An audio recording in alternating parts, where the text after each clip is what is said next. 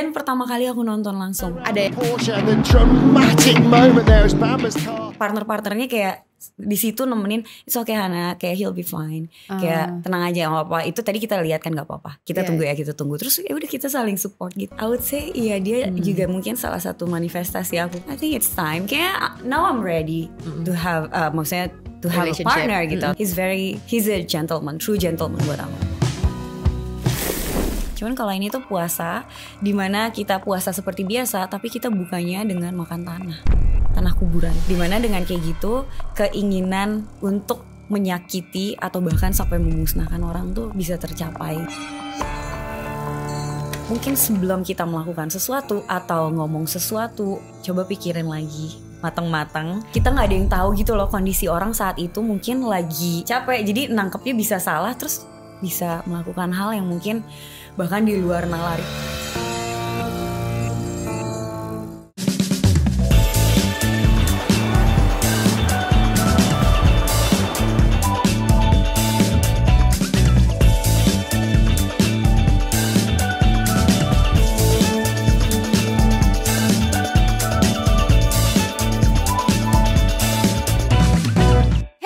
Teman setia di TS Talks lagi sama aku Marian. Nah hari ini kita gak ada Luna Maya, tapi kita ada Hana Malasan. Hello.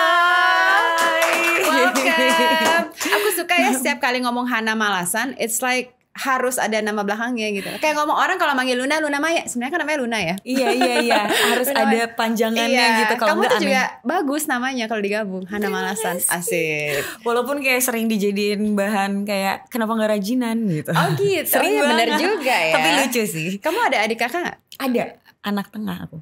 Kamu anak tengah? Anak tengah perempuan sendiri. Yang pertama namanya siapa? Yang ketiga namanya siapa? Yang pertama Prananda Lufiansyah Malasan. Yang ketiga Vegantara Widita Malasan. Oh, jadi okay. Malasan. Jadi memang yang nyambung Hana Malasan tuh bagus namanya menurut aku. Terima kasih. Dan ternyata dari Banda Neira. Betul, namanya. Unik marganya sekali. Iya. Tapi udah pernah ke sana? Udah. Apa sih yang Banda Neira? Kan Banda Neira kalau kita lihat perairan ya, laut, betul. very scenic. Ada nggak yang orang nggak tahu tentang Banda Neira yang underrated gitu?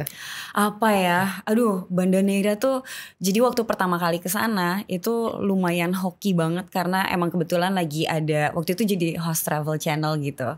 Dan kebetulan ngegarap tentang ritual mereka 10 tahun sekali. Namanya Cuci Parigi. Itu ngapain? Itu tuh jadi mereka memang punya ritual 10 tahun sekali membersihkan sumur. Jadi Parigi tuh sumur artinya.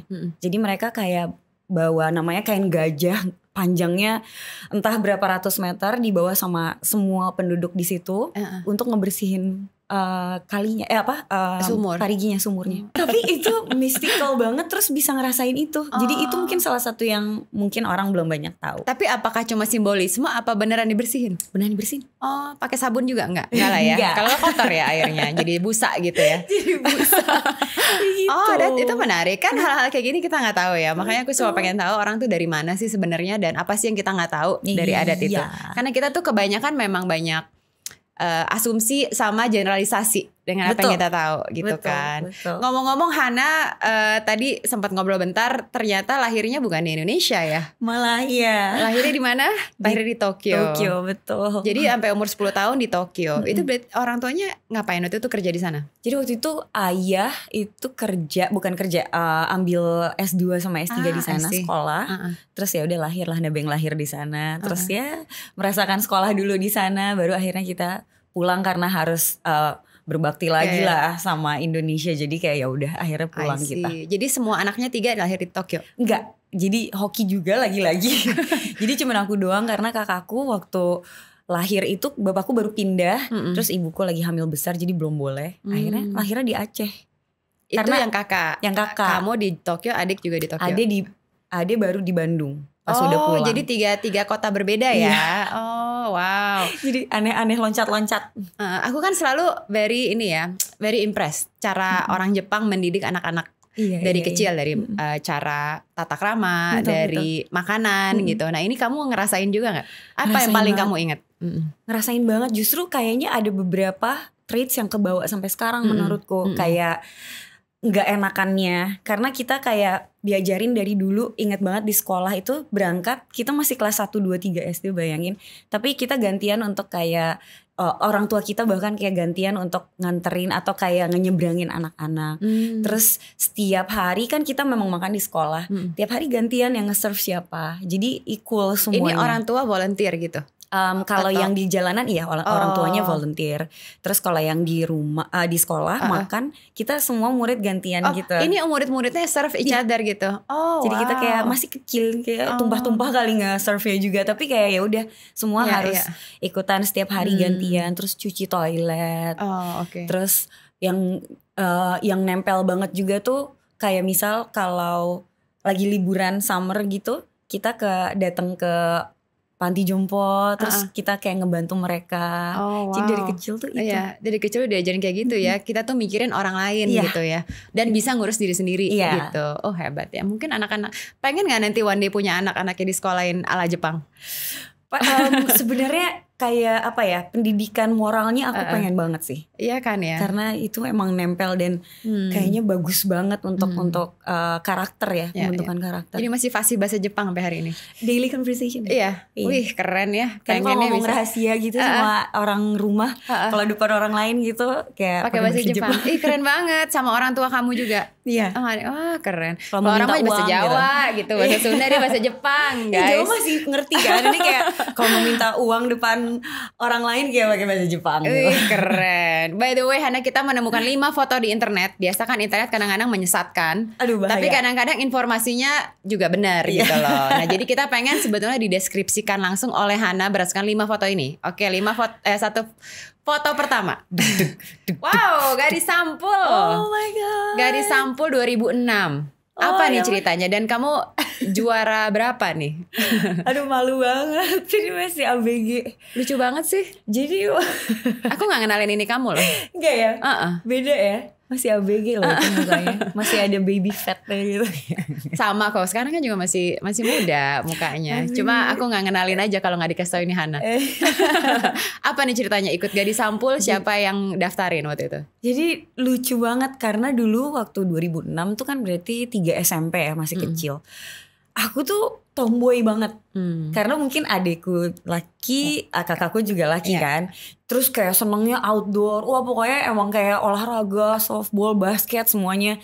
Terus kayaknya ibu ngeliat nih anak perempuan satu dari kecil dijagain supaya kulitnya bagus, mulu senangnya panas-panasan, terus jatuh kayak borokan di mana-mana gitu. Terus ini gimana biar lebih perempuan ya, kayaknya gitu. Akhirnya kayak tiba-tiba lagi tidur, terus dibangunin, "Hana ayo bangun-bangun." "Kenapa Bu?" "Ayo kita foto studio." "Hah buat apa?" "Kamu ikutan ini." Dulu emang suka baca gadis, majalah gadis. Terus kayak baru bangun, gak kenal make up, terus gak apa. Terus ya udah tiba-tiba foto, ya udah dia nurut aja gitu kan. Terus dikirim lah. Jadi emang sebenarnya ibu yang initiate semuanya. Terus akhirnya ternyata dipanggil. Terus kayak buat unggulan Bandung dulu kan. Terus udah gitu sampai akhirnya finalis. Hah kok bisa ya gitu. Oh hebat. Tapi terbukti loh jebolannya gadis sampul sekarang karyanya luar biasa semua loh ya kan. Dari tahun 90-an sampai sekarang gitu masih. Bener. Jadi waktu itu malah gak kapok ya kan. Kalau tomboy biasanya disuruh foto apa sih gitu loh. Cuma malah kamu suka gitu. Enggak justru. Oh enggak. Kayak ini apa sebenarnya. Tapi setelah dipikir-pikir ternyata waktu masuk ke karantina gitu, itu pengen nangis sih rasanya. Karena bayangin anak umur berapa ya, berarti 14 tahun. 15-14 Terus harus kayak away from home, terus jauh dari keluarga, terus tiba-tiba di karantina sama yang seumuran semua yang dimana mungkin teenager kan, bayangin kayak egonya lagi tinggi-tingginya. Terus kayak, hah ini ngapain? Terus galak chaperonnya semua. Tapi akhirnya ternyata itu yang kayak ngebentuk karakter juga akhirnya. Untuk say thank you, untuk kayak say hi, untuk pokoknya apalagi di industri film sekarang gitu, itu sangat kepake sebenarnya. Cuman dulu takut sih. Takut ya? Ada di situ. Terus habis gadis sampul apa sih, what is the jenjang karirnya habis itu apa? Apakah modeling iklan ataukah acting langsung? Jadi waktu itu emang kalau lulusan gadis sampul kan kita kayak masuk agensinya gitu, lalu mereka kayak nawarin untuk pekerjaan-pekerjaan gitu, kayak misal iklan atau ke sinetron atau ke film gitu. Tapi waktu itu karena aku di Bandung dan orang tuaku fokusnya harus kalau mau kerja silakan tapi harus selesai sekolah dulu.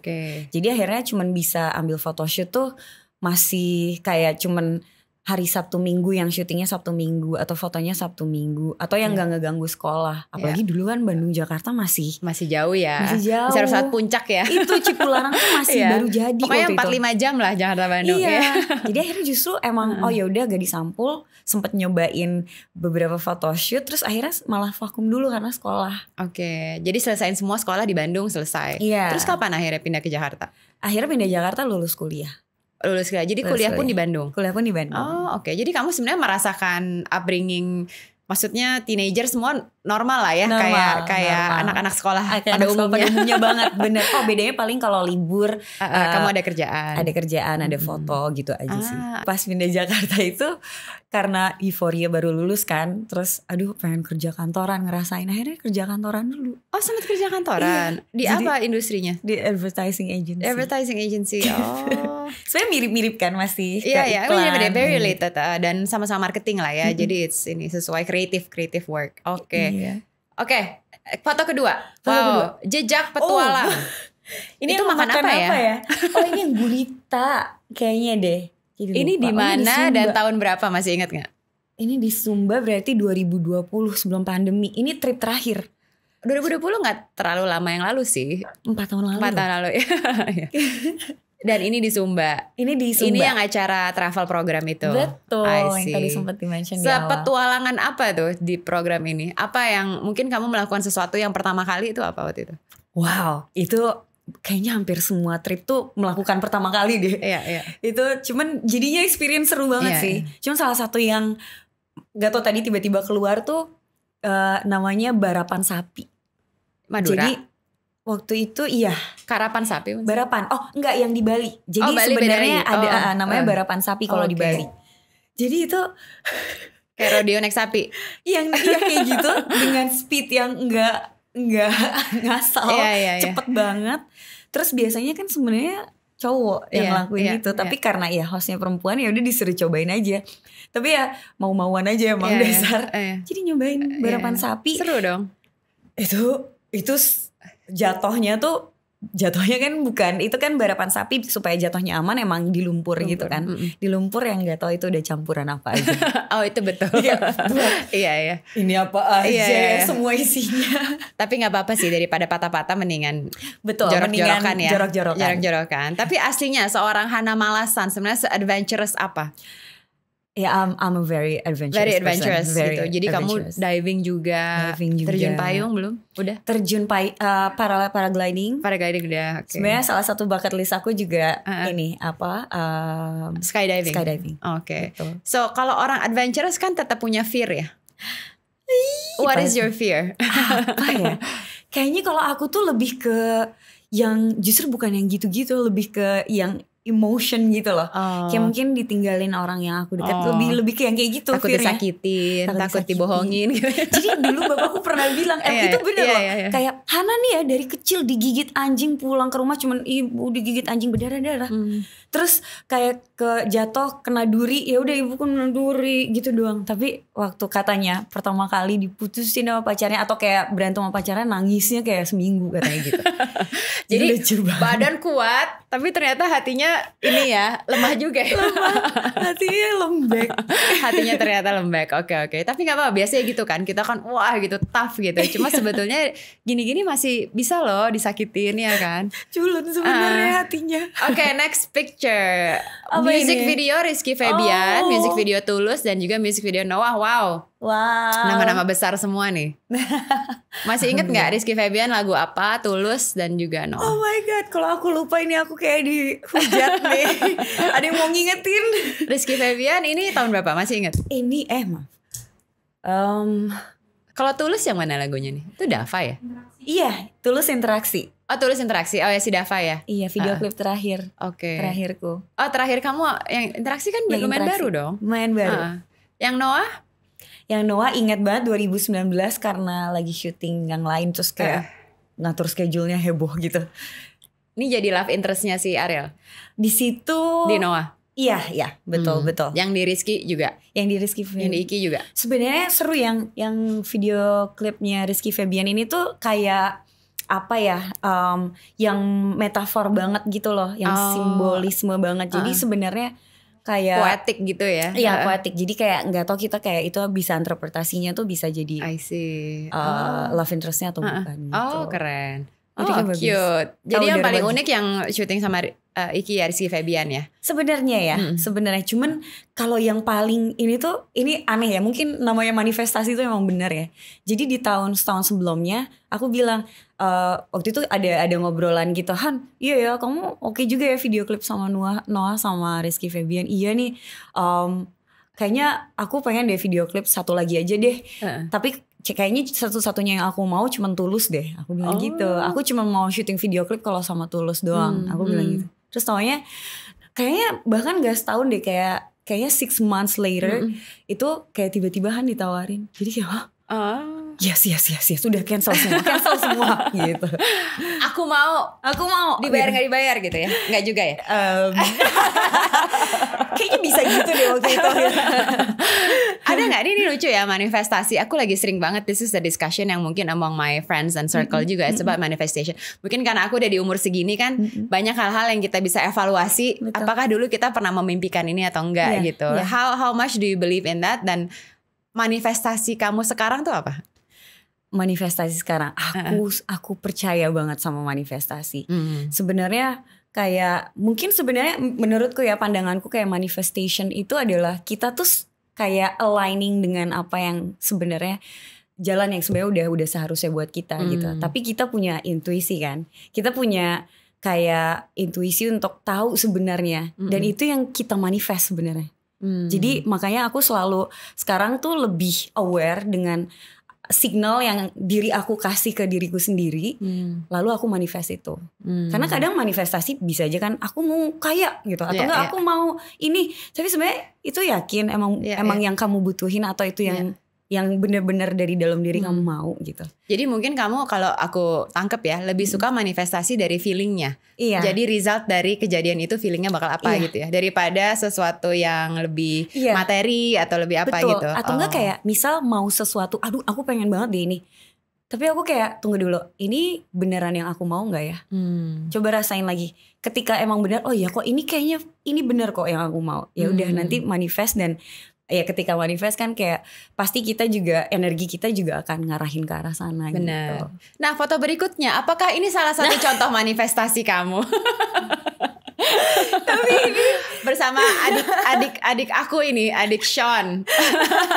Karena kan sekarang udah public ya. Dulu kan mungkin banyak yang nggak tahu. Cuma kan sekarang cukup public, dan I love the support that you guys give to each other. Menurut aku very supportive. It's very nice to see. He's so supportive. Iya sih. Ini I would say dia juga mungkin salah satu manifestasi aku, karena kayak aku single lumayan lama, jadi kayak mungkin sekitar 3 tahunan kali ya.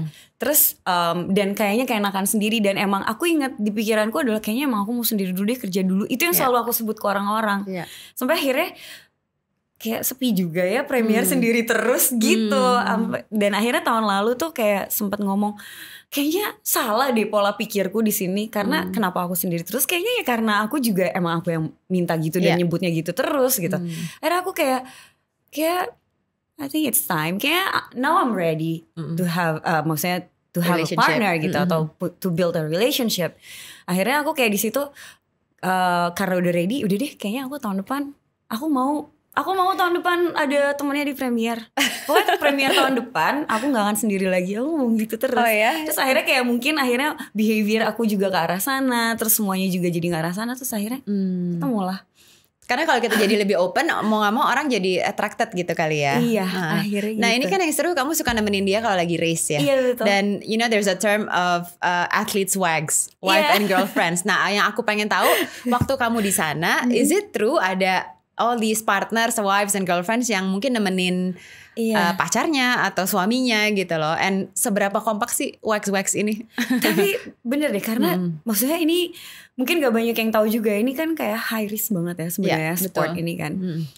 Kayak akhirnya pasti kita jadinya emang kita sadar betul mereka juga sebenarnya butuh banget support system yang baik gitu. Mungkin kenapa mereka senang kalau ditemenin. Aku setelah terjun langsung akhirnya ngerti kenapa mereka tuh kayak kok racer selalu ditemenin ya dengan keluarganya, dengan istrinya atau dengan pacarnya.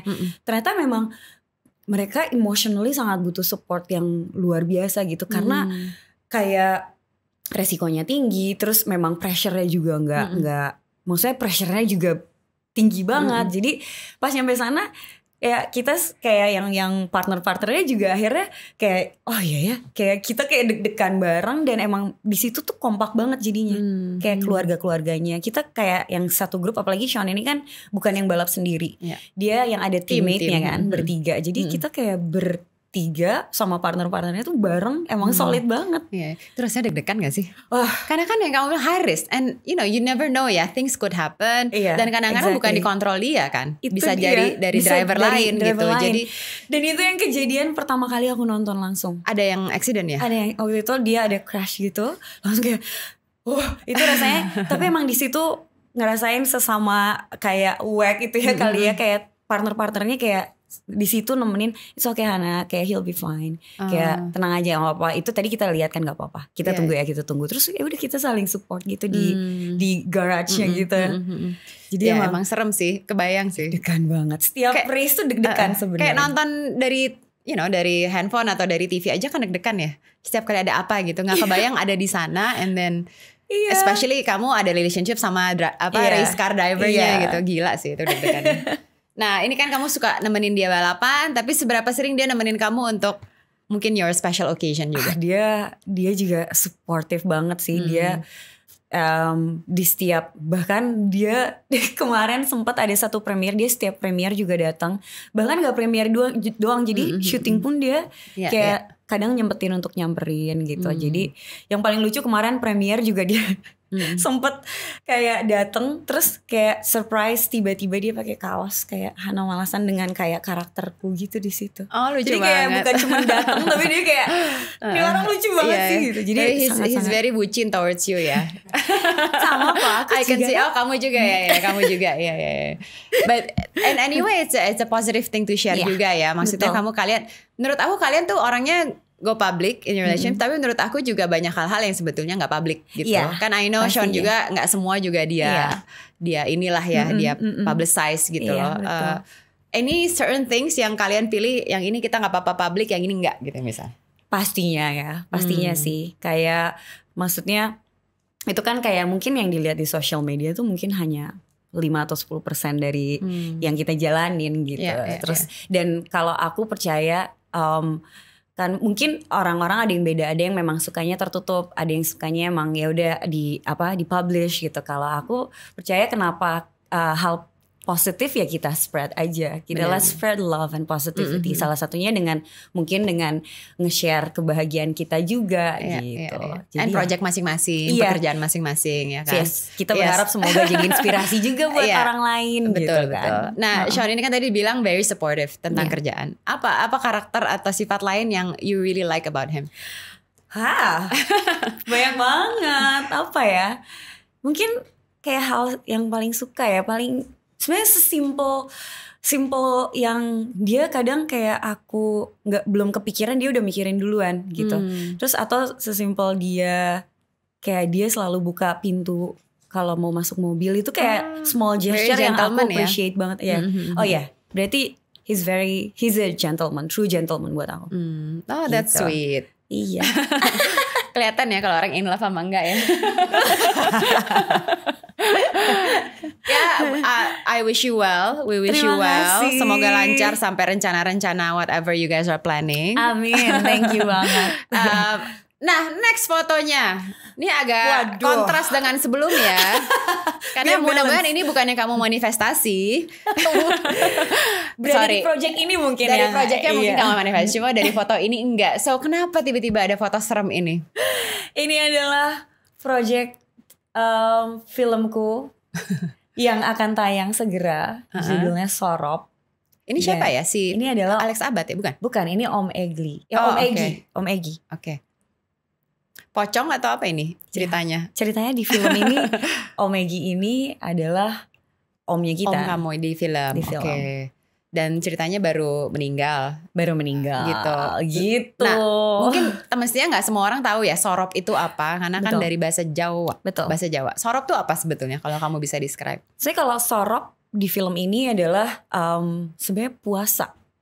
Puasa ketika gini, kalau kita kan puasa biasanya untuk hal baik ya kebanyakan. Cuman kalau ini tuh puasa di mana kita puasa seperti biasa, tapi kita bukanya dengan makan tanah kuburan. Wow. Dimana dengan kayak gitu keinginan untuk menyakiti atau bahkan sampai memusnahkan orang tuh bisa tercapai gitu. Jadi sebenarnya puasa yang lebih ke arah negatif gitu. Puasa kayak ilmu hitam ya. Iya. Jadinya ya, I see. Nah gitu. Ceritanya apa di sorop ini? Jadi kan tadi hintnya adalah ada omnya di karakter kamu apa, siapa namanya? Namanya Hanif. Oh Hanif, nggak jauh ya Hanif. Oke, jadi karakter Hanif ceritanya melihat si omnya meninggal. Iya, gitu. Jadi sebenarnya ini tuh ceritanya tentang Hanif dan Isti. Isti tuh adikku yang diperankan oleh Yasamin. Jadi di sini kita tinggal berdua, lalu terpaksa harus pulang ke rumahnya, di mana di rumah itu ada history yang kurang baik. Okay. Terpaksa harus pulang karena omnya meninggal. Dan ketika pulang terjadilah teror. Jadi kurang lebih ceritanya seperti itu. Gitu. Jadi ini kan film horor juga banyak ya treatmentnya. Ada yang psychological, ada yang hantu-hantuan, ada yang gory, ada yang action. Ada juga kan horror action juga ada. Betul. Nah kalau ini how would you describe it? Tipe horor yang seperti apa? Tipe horor yang sebenarnya paket lengkap. Semuanya ada. Hampir ada semuanya. Actionnya tuh bisa dibilang ada sebenarnya ya. Ada juga sedikit, mungkin bukan yang banyak banget, tapi ada juga sedikit. Terus gitu. Ininya psychological misterinya gitu. Iya, misterinya. Terus emang apa ya, dramanya juga ada, drama keluarga soalnya di sini kan. Drama keluarganya juga lumayan kuat. Oke. Karena ini mau describe Hanif sebagai seorang kakak. Betul. Kira-kira di film ini Hanif itu kakak yang seperti apa? Kakak yang sangat protektif sama adiknya. Kamu kayak gitu nggak in real life? Iya. Adik kamu jadi sekarang umur berapa tuh? Adikku sekarang berarti sudah 29 ya. Oh udah gede dong. Masih protektif sama adik umur 29 tahun. Nah tapi ya karena laki-laki kali ya. Jadi kayak lebih cuek gitu. Tapi emang kalau kayak ada yang aneh-aneh aku pasti langsung kayak kamu sini dulu gitu. Apa yang harus dibantu ya, lumayan protektif gitu. Jadi dekat sama satu keluarga. Dekat. Masih pada di Bandung atau udah di Jakarta? Kakakku sekarang di Bandung. Iya sih, hampir semua di Bandung sebenarnya. Cuman kakakku masih bolak-balik Jepang karena istri di Jepang juga. Oh gitu. Oh jadi kamu suka sering ke Jepang juga dong? Masih I see. Nah kalau dari film Sorop ini apa pesannya? Jadi apakah ini sesuatu yang apa ya, kayak penyakit ya, jadi ada simptomnya. Oh kita tahu nih kalau orang habis sorop misalnya. Iya. Sebenarnya apa yang kita belajar dari film ini? Dari film Sorop ya, yang nggak terlalu spoiler. Ini sebenarnya agak sulit. Cuman mungkin karena ini ada Sorop ini tuh ada hubungannya juga dengan dendam. Kayak kenapa orang melakukan ini? Sebenarnya di cerita ini dasarnya adalah karena dendam.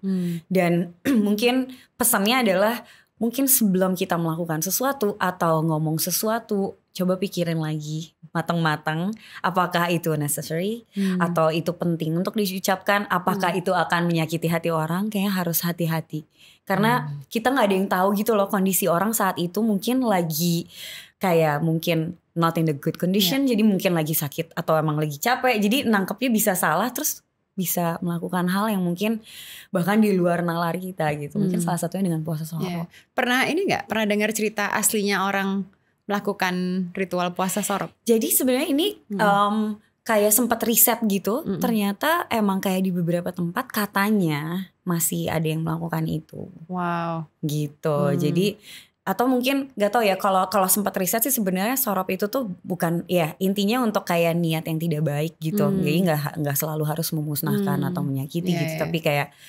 hal-hal yang kayak gitu, yang menginginkan sesuatu tapi yang sebenarnya nggak terlalu dengan cara nggak baik gitu ya. Tapi kan kita in real life ya, sebagai manusia kan kita juga pasti pernah dikecewakan sama orang ya. Pasti kita adalah rasa-rasa seperti itu yang bikin kita sakit hati, bikin kita sedih gitu loh. Kamu pernah nggak ngerasain ini sampai ngerasa aduh sebel banget sampai, ya nggak mungkin sampai sorop ya. Jangan amit-amit sampai sorop. Coba maksudnya sampai kamu ngerasa gimana? I don't know, gimana cara kamu cope kalau kamu merasakan sakit hati atau misalnya kecewa atau hal-hal sebel ya. Mungkin kalau waktu aku muda tuh aku masih kayak fiery banget ya, kayak misal kalau ada sesuatu tuh kayak kenapa sih gitu? Tapi sekarang akhirnya kayak mungkin nambah umur juga itu kayak mungkin akhirnya aku lebih ke kayak coba ngerti di point of view dia aja, kenapa ya dia kayak gitu. Mungkin maybe she's or he's in pain gitu. Mungkin mereka juga lagi sakit, makanya mereka kayak nebar sakitnya mereka ke orang lain. Jadi akhirnya kayak kalau liatnya kayak gitu tuh, ya udahlah biarin aja, I let it slide gitu. Akhirnya gitu aja. Iya benar-benar. Kayaknya memang masih sih kalau kayak yang misal parah ke trigger gitu, tapi kayak akhirnya ya udahlah gitu. Oh, jadi udah tahu caranya move on lah ya.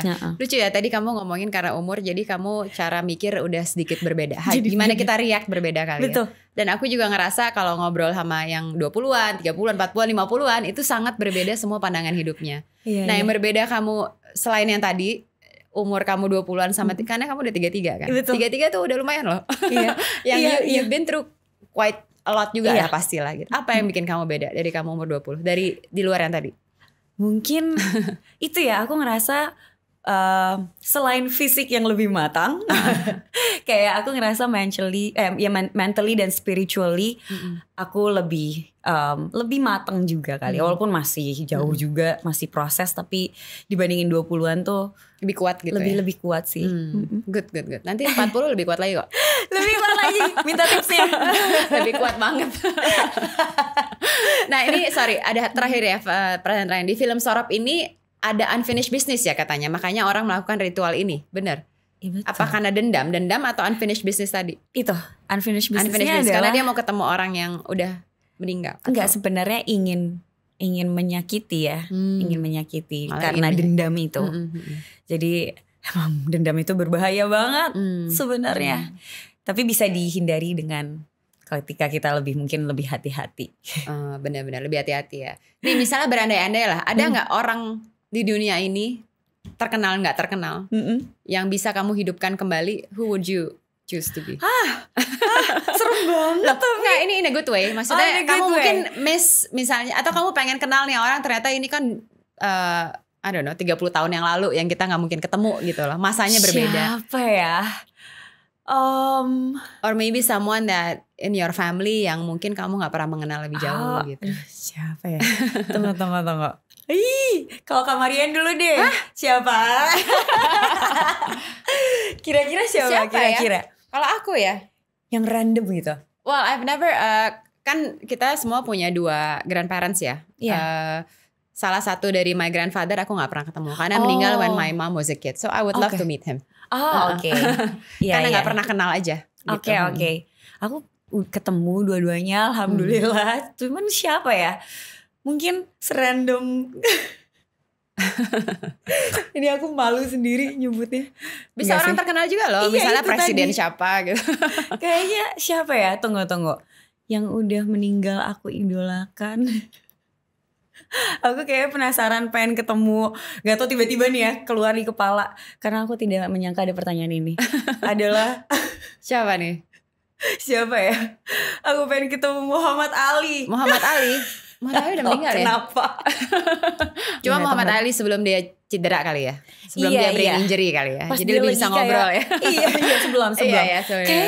Kayak unik gitu kan karakternya. Kenapa ya dia kayak gitu pengen ngobrol aja gitu. Iya benar-benar. I think banyak sekali orang di masa lalu yang aku pengen kenal, pengen tahu gitu. Kayak inventor aku pengen tahu. Iya kan?